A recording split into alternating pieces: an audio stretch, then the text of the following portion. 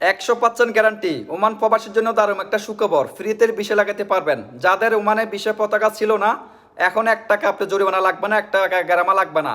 আর যারা যারা ভিডিওগুলো দেখেন সবাই কিন্তু ভিডিওগুলো শেয়ার করবেন, আপনার জন্য একটা ওমান প্রবাসীর উপকার হবে। প্লিজ সবাই কিন্তু ভিডিওগুলো শেয়ার করবেন। তাহলে শুনুন এই ওমানে কি বলছে।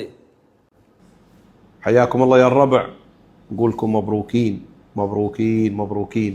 الحمد لله رب العالمين. اللي عنده عاملة منزل، عمال شركة منتهي إقاماتهم بطاقاتهم من زمان، الحمد لله اليوم صدر قرار من معالي المفتش العام للشرطة والجمارك بإعفاء جميع المبالغ والغرامات المترتبة على التأشيرات هذه أو الإقامات. الحمد لله رب العالمين. هذا القرار كنا ننتظره من زمان، لأن في ناس متعثرين ما قادرين يجددوا، في ناس ما قادرة تجدد تأشيراتها ولا إقاماتها، الآن يسمح لهم النظام بتعديل وضعهم.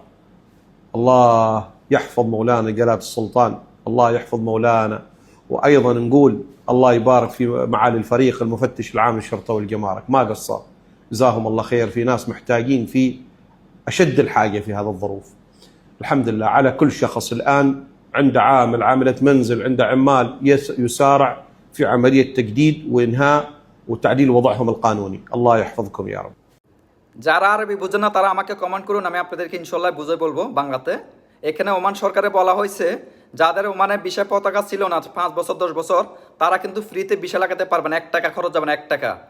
আপনারা ফ্রিতে ভিসা লাগাতে পারবেন, সবাই পারবেন। ওমান সরকার কিন্তু দারুণ একটা সুখবর দিচ্ছে। আর যারা ভিডিওগুলো দেখেন সবাই কিন্তু শেয়ার করুন প্লিজ, সবার কাছে অনুরোধ।